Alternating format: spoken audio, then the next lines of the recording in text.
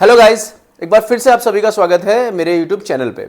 जैसे हम लोगों ने देखा है लास्ट 2-3 साल में जो ऑब्जर्व किया है वो ये है कि नोएडा और ग्रेटर नोएडा एक हॉटस्पॉट बन चुका है इन्वेस्टमेंट के लिए। चाहे वो होम बायर हो, चाहे इन्वेस्टर हो, हर तरह के बायर्स इस मार्केट में आ रहे हैं। और पिछले 3 से 4 सालों में कई अगर हम पैरामीटर्स में देखें तो नोएडा और ग्रेटर नोएडा ने गुड़गांव को भी पीछे छोड़ दिया है। और स्पेशली लास्ट 5 सालों में जो ग्रोथ यहाँ पे मिली है प्रॉपर्टी मार्केट में, वो एक रिमार्केबल ग्रोथ है।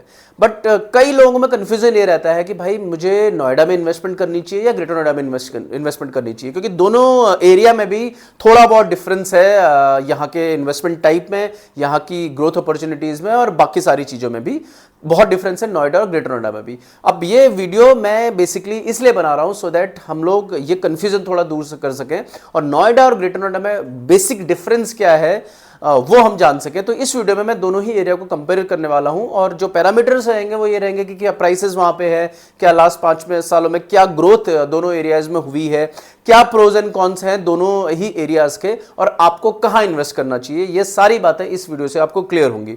और ये वीडियो उन सभी लोगों के लिए बेनिफिशियल रहेगा जो कि घर खरीदना चाहते हैं या कुछ इन्वेस्टमेंट अपॉर्चुनिटी देख रहे हैं या फिर एक जनरल अवेयरनेस चाहते हैं दिल्ली एनसीआर में, स्पेशली नोएडा ग्रेटर नोएडा में रियल एस्टेट मार्केट को लेकर। तो ये वीडियो आप अंत तक देखिए सो दैट ये आपके सारे डाउट्स क्लियर हों और आपको ये समझ में आ पाए कि मुझे इन्वेस्टमेंट कहां करनी चाहिए। और वीडियो में आगे बढ़ने से पहले अगर अभी तक आपने मेरा चैनल सब्सक्राइब नहीं किया है तो इसे सब्सक्राइब जरूर कर लीजिए और साथ ही साथ इस वीडियो को लाइक और शेयर भी जरूर कर दीजिए। अब अगर हम एक बेसिक बात करें नोएडा और ग्रेटर नोएडा की, तो दोनों के क्या क्या एडवांटेजेस हैं। तो सबसे पहले बेसिकली नोएडा का सबसे बड़ा एडवांटेज है प्रॉक्सिमिटी टू दिल्ली। नोएडा की जो कनेक्टिविटी है वो दिल्ली से बेटर है, इनफैक्ट क्योंकि नज़दीक है दिल्ली के, तो दिल्ली से आना जाना थोड़ा ईजी है। एक डेवलप्ड इंफ्रास्ट्रक्चर है, बिकॉज नोएडा एक पुराना शहर है, तो जो ऑलरेडी जो इंफ्रास्ट्रक्चर है वो ज़्यादा डेवलप्ड है। अगर मैं बिल्डिंग इंफ्रास्ट्रक्चर की केवल बात करूं, मैं रोड्स वगैरह की बात नहीं कर रहा हूं, अगर बिल्डिंग इंफ्रास्ट्रक्चर की बात करूं तो वो थोड़ा सा बेटर डेवलप्ड है।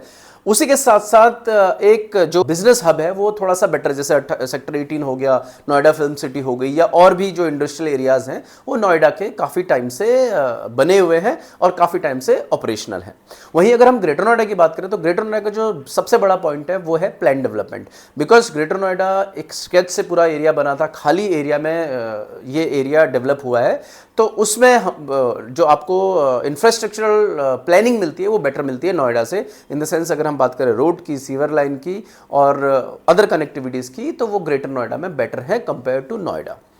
तो जो प्रॉक्सिमिटी की मैं बात करूं दिल्ली से, उसमें नोएडा थोड़ा सा ग्रेटर नोएडा से बेटर लगता है। अब अगर हम बात करें प्राइसिंग की, तो नोएडा में आपको वैरायटी ऑफ प्रोजेक्ट मिलते हैं, वैरायटी ऑफ एरियाज हैं, जिससे प्राइस रेंज जिसमें काफ़ी वेरी करती है। बिकॉज नोएडा डिफरेंट जोन्स में बटा हुआ है अपना। एक तो एक्सप्रेसवे वाला एरिया है, एक पुराने सेक्टर्स हैं नोएडा के 94 सेक्टर, सेक्टर 45 और मेट्रो के अराउंड के जो सेक्टर्स हैं। उसके अलावा एक जो नोएडा सेंट्रल नोएडा का है, सेक्टर 75 से लेकर सेक्टर 79 के बीच का।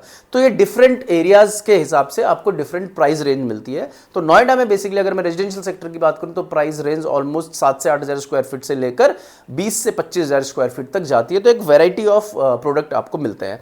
वहीं ग्रेटर नोएडा में मैं अगर बात करूं, ग्रेटर नोएडा बेसिकली 2 हिस्सों में बटा है। एक तो जो प्योर ग्रेटर नोएडा यानी परी चौक के आसपास का एरिया, और दूसरा एरिया है नोएडा एक्सटेंशन के आसपास का एरिया, जिसे हम ग्रेटर नोएडा वेस्ट भी बोलते हैं। तो ग्रेटर नोएडा वेस्ट में या नोएडा एक्सटेंशन में आज की डेट में प्राइसिंग रेंज करती है 8 हज़ार से लेकर 13 हज़ार 14 हज़ार मैक्सिमम प्राइसिंग नोएडा एक्सटेंशन में आती है। वहीं अगर हम ग्रेटर नोएडा की बात करें, अगर हम लग्जरियस सेगमेंट को छोड़ देते हैं प्रोजेक्ट्स को, तो बेसिक जो प्राइसिंग आती है वो 6,000 रुपए से लेकर 10,000 के आसपास की ग्रेटर नोएडा में प्राइसिंग है। वो सिनेरियो थोड़ी देर चेंज हो रहा है। अब ग्रेटर नोएडा में भी जो प्रोजेक्ट आज की डेट में लॉन्च हो रहे हैं या 1 से 1.5 साल पहले लॉन्च हुए हैं, वो थोड़ा सा लग्जरियस सेगमेंट की तरफ बढ़ रहे हैं। तो आज की डेट में वहां प्राइसिंग जो नए प्रोजेक्ट डेवलप हो रहे हैं या जो लग्जरियस सेगमेंट के प्रोजेक्ट है, उसमें आपको जो प्राइसिंग मिल रही है वो मिलती है 10 से 12 हज़ार रुपए की रेंज में वो प्राइसिंग मिलती है।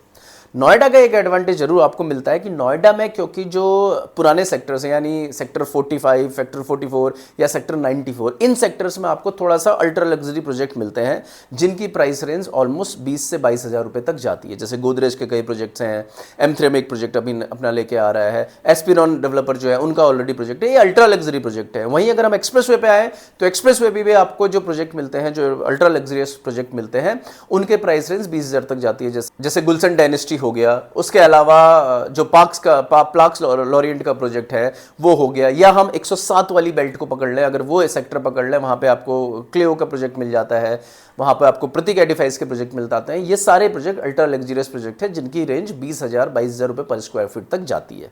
तो नोएडा में आपको इस तरह के अल्ट्रा लग्जरियस प्रोजेक्ट भी मिल जाते हैं, जो कि ग्रेटर नोएडा में इस तरह के प्रोजेक्ट्स की अभी फिलहाल कमी है, आने वाले टाइम में आएंगे, बट आज की डेट में अल्ट्रा लग्जरियस प्रोजेक्ट आपको ग्रेटर नोएडा में कम मिलते हैं। अगर हम जेपी को छोड़ दें, जेपी ग्रीन्स में आपको कुछ प्रोजेक्ट ऐसे मिल जाते हैं, but overall luxurious ultra luxurious segment के प्रोजेक्ट नोएडा में ग्रेटर नोएडा में कम है, उसके लिए आपको नोएडा की तरफ रुख करना पड़ता है। इसके बाद अगर हम बात करें कि लास्ट 5 सालों में ग्रोथ के पैरामीटर्स में दोनों ही सेक्टर्स में कौन सा बेटर है, तो उसमें टेंटेटिवली आई वुड से कि दोनों ही जगह आपको ग्रोथ अप टू 200% तक मिली है। यानी कि 5 साल पहले अगर नोएडा एक्सटेंशन में हम बात करें तो एवरेज कॉस्ट जो मिलती थी वो 4500 4800 5,000 रुपये की एवरेज कॉस्ट थी रेजिडेंशियल सेक्टर की नोएडा एक्सटेंशन में। और वहीं आज की डेट में जो ये एवरेज कॉस्टिंग है ये ऑलमोस्ट 10 से 11,000 तक पहुंच चुकी है, यानी कि हमें ऑलमोस्ट 200% की ग्रोथ मिली है लास्ट 5 ईयर्स में। वहीं अगर हम नोएडा में बात करें तो नोएडा में जो सेंट्रल नोएडा का इलाका है, सेक्टर 75 से लेकर 78 का, उस एरिया में ऑलमोस्ट 180 से 150% की ग्रोथ मिली है, जो कि एक टाइम पे 5,500 का प्राइस रेंज था, आज वहां पे 12,000-13,000 का प्राइस रेंज पहुंच चुका है। एक्सप्रेसवे में बात करें हम अगर, तो एक्सप्रेसवे में 5 साल पहले बहुत ज्यादा प्रोजेक्ट नहीं थे, तो जो थे वो 4500-5000 में मिलते थे, आज की डेट में वहां भी प्राइस ऑलमोस्ट 15,000 रुपए तक पहुंच चुका है। तो अगर मैं बात करूं ग्रोथ की, कैपिटल एप्रिसिएशन की, तो दोनों ही जगह ऑलमोस्ट सिमिलर है। अब अगर हम इसके बाद हम बात करें कमर्शियल एक्टिविटीज की, तो कमर्शियल एक्टिविटीज में हैंड्स डाउन नोएडा अभी ग्रेटर नोएडा से थोड़ा सा आगे है, या इनफैक्ट कहूँ मैं काफ़ी आगे है, बिकॉज जो नोएडा के आईटी सेक्टर है, चाहे हम एक्सप्रेसवे की बात कर लें, सेक्टर 125, 126, सेक्टर 142, ये सब SEZ के जो सेक्टर्स हैं, या फेज़ 2 के सेक्टर्स हैं, या फिल्म सिटी सेक्टर 18 के सेक्टर्स हैं, तो ये ऑलरेडी काफ़ी आगे हैं डेवलपमेंट की रेस में, और ये ऑलरेडी वेल ऑक्यूपाइड है, वेल ऑपरेशनल है। तो नोएडा में जो कमर्शियल एक्टिविटीज़ है, चाहे हम IT की बात करें या रिटेल की बात करें, तो उसका सिनेरियो ग्रेटर नोएडा की कंपैरिजन में अभी काफ़ी बेटर है।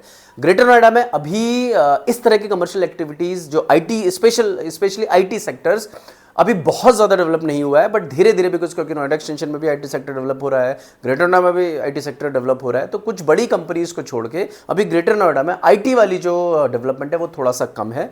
वहीं अगर हम कमर्शियल डेवलपमेंट की बात करें तो मल्टीप्लेक्स हो गया, या शॉपिंग कॉम्प्लेक्सेस हो गया, या रिटेल का हो गया, वो फिर भी अभी ग्रेटर नोएडा में काफ़ी हद तक डेवलप हो चुका है, बट कंपेयर करें नोएडा से तो वो अभी काफ़ी नीचे है। तो कमर्शियल एक्टिविटीज़ के मामले में नोएडा अभी ग्रेटर नोएडा से काफ़ी आगे है। बट अगर हम प्लॉटेड डेवलपमेंट की बात करें तो ग्रेटर नोएडा में प्लॉट्स हैं तो बहुत ज़्यादा, बट जिस तरीके से नोएडा के सेक्टर्स डेवलप हुए हैं, जैसे सेक्टर 50, सेक्टर 51, सेक्टर 99, जो नए सेक्टर्स भी हैं वो काफ़ी हद तक डेवलप हो चुके हैं, और वहाँ पे प्लॉटेड जो अथॉरिटी के प्लॉट्स हैं वो काफ़ी भर चुके हैं। ग्रेटर नोएडा में अगर मैं बात करूं तो उसमें जो ग्रेटर नोएडा के सेक्टर से, यानी जो परी चौक के आसपास के सेक्टर है, वो तो काफ़ी डेवलप्ड हैं प्लॉटेड डेवलपमेंट में, बट जो नोएडा एक्सटेंशन के सेक्टर है, सेक्टर 2, सेक्टर 3 और बाकी के जो सेक्टर्स हैं, उसमें अभी जो अथॉरिटी के प्लॉट्स हैं उसमें उतनी डेवलपमेंट नहीं है, अभी वहाँ ऑक्यूपेंसी नहीं आई है। तो वो सेक्टर, कई ऐसे सेक्टर हैं जो अभी रहने लायक नहीं हुए हैं, जबकि नोएडा के जो सेक्टर्स हैं, जो प्लॉट्स वाले सेक्टर हैं, वो ऑलरेडी, बिकॉज पुराना शहर है तो वो सारे डेवलप हो चुके हैं और अच्छे खासे घर वहाँ बन गए और लोग वहाँ पे रह रहे हैं इजीली।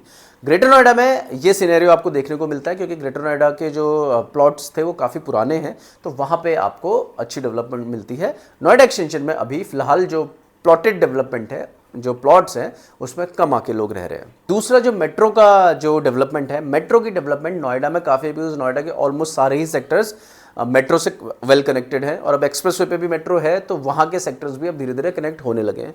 ग्रेटर नोएडा में अभी बिकॉज मेट्रो नहीं है और पब्लिक ट्रांसपोर्ट की थोड़ा सा कमी है, तो कनेक्टिविटी के मामले में नोएडा ज़्यादा प्रेफरेबल है आज की डेट में। अब इसके बाद ये सवाल आता है कि फ्यूचर में दोनों ही एरियाज़ का क्या होगा, या कहाँ ज़्यादा डेवलपमेंट के चांसेस है।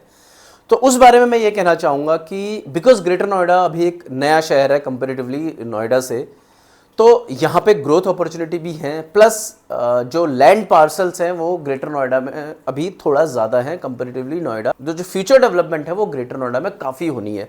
अभी जेवर एयरपोर्ट आएगा, फिल्म सिटी आएगी ग्रेटर नोएडा की यमुना एक्सप्रेसवे पे, तो तो इससे ग्रेटर नोएडा को डेफिनेटली बूस्ट मिलेगा। प्राइस बूस्ट तो ऑलरेडी 5 साल में ग्रेटर नोएडा को मिल गया है। अब धीरे धीरे बिकॉज काफ़ी मात्रा में जो अच्छे डेवलपर हैं या जो लग्जरियस सेगमेंट के डेवलपर हैं वो ग्रेटर नोएडा में अब आ रहे हैं। नोएडा एक्सटेंशन में बात करें हम, ATS ऑलरेडी था, गोदरेज वहाँ पे आ रहा है, एल्डिको वहाँ पे आ रहा है और इस तरह के बाकी प्रोजेक्ट्स भी अभी नए नए आ रहे हैं।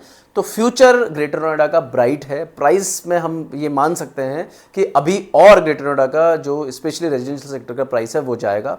वहीं हम कमर्शियल की बात करें तो कमर्शियल नोएडा के एक्सप्रेसवे पे काफ़ी सारे प्रोजेक्ट्स लाइंड अप है। मैक्स के प्रोजेक्ट आने हैं, M3M का प्रोजेक्ट आना है और भी सारे कई प्रोजेक्ट्स लाइंड अप है। तो कमर्शियल एक्टिविटीज़ में नोएडा मुझे लगता है ज़्यादा अच्छे तरीके से बाजी मारेगा ग्रेटर नोएडा के मुकाबले। तो अब एक मेन क्वेश्चन ये आता है कि हमें अपनी इन्वेस्टमेंट के लिए या अपनी होम बाइंग के लिए नोएडा चूज़ करना चाहिए या ग्रेटर नोएडा चूज़ करना चाहिए। तो देखिए ये काफ़ी एक ना सब्जेक्टिव मैटर है, बिकॉज दोनों ही एरियाज़ में कई चीज़ें हैं जो ओवरलैप करती हैं और कई चीज़ें हैं जो काफ़ी डिस्टिंक्ट है, यानी काफ़ी डिफरेंट है।